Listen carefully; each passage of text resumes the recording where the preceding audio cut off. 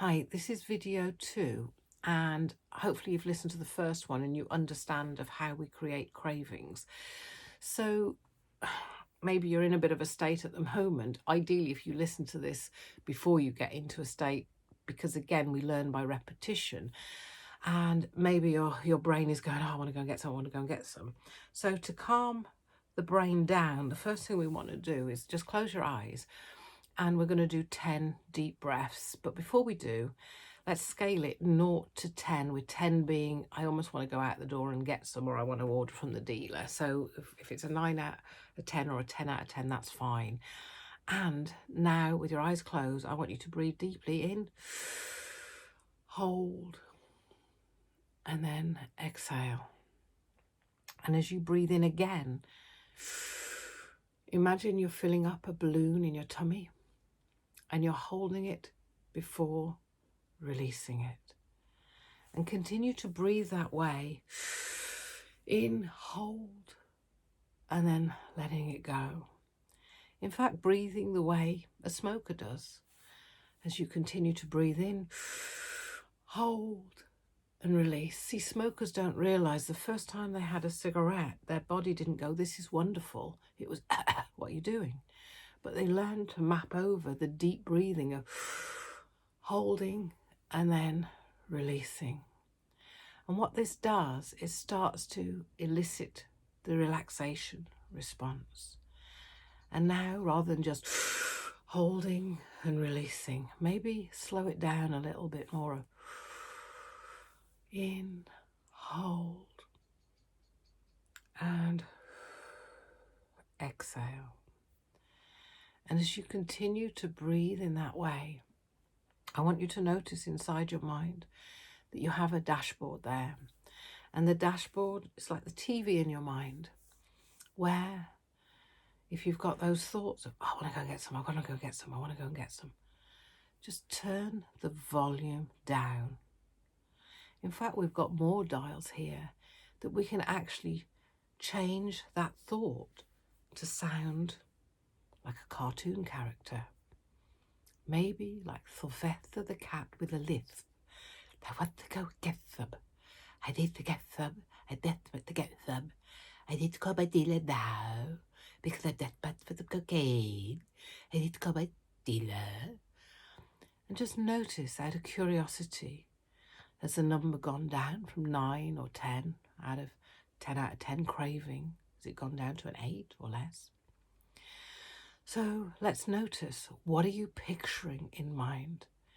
Have you got a movie there of the first time that you took it, that your brain is now saying, it's going to be good, I need to get some.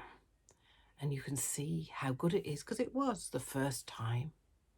And what I want you to do with that image, maybe you don't see it the first time you listen to this, because sometimes it's a little bit deeper, but the more that you listen to this, the more will undo your program and begin to change it. So as you get a sense of what you're picturing in mind, that excitement or what have you, I want you to imagine a great big pot of white paint, like Tipp-Ex, and white it out. Just white that movie out. And breathe. And as you continue to breathe, just imagine replacing that image there with an image of you tomorrow with a smile on your face that lets you know how proud you feel that you were able to rise above your craving and get to the other side and wake up the next day and feel the elation that you overcome that battle. And it's becoming easier as you understand how your mind works and that you're able to undo it. And just notice what number it's dropped down to. And now just have an awareness in your body. Is there a way that you're creating it? Are you creating tension? Is your stomach churning? Are you getting excited about it? And whatever you're doing,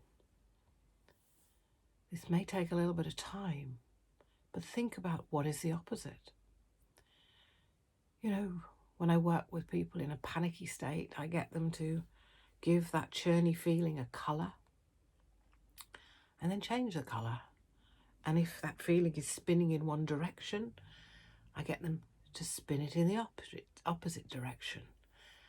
And the weird shit is, it undoes the feeling. It really is a weird thing.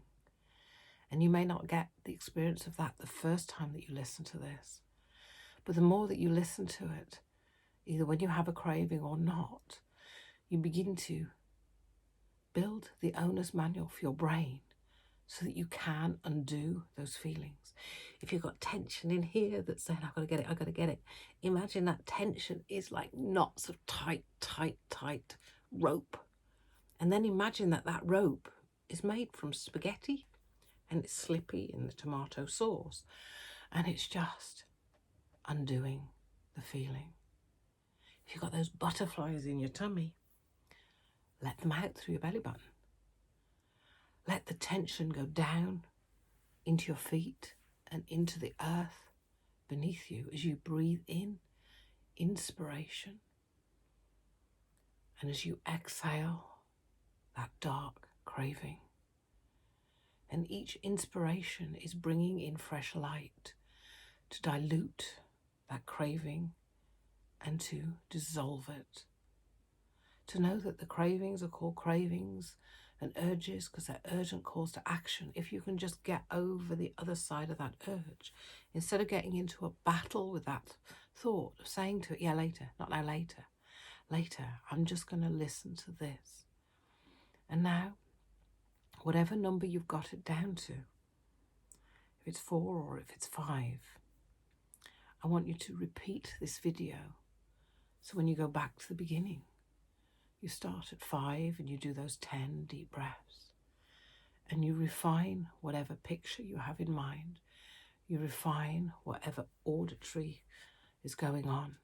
And you refine changing the feelings. And perhaps imagine a voice that would believe the most telling you, you can do this, you can say no. You can just breathe and let that craving go. And just see on that dashboard in front of you, there's an off switch. There's an off switch for the auditory. There's a change the channel for the visual. And the breathing will help the kinesthetic to calm down. Okay, so if you're not at a 1 yet, go through this video again.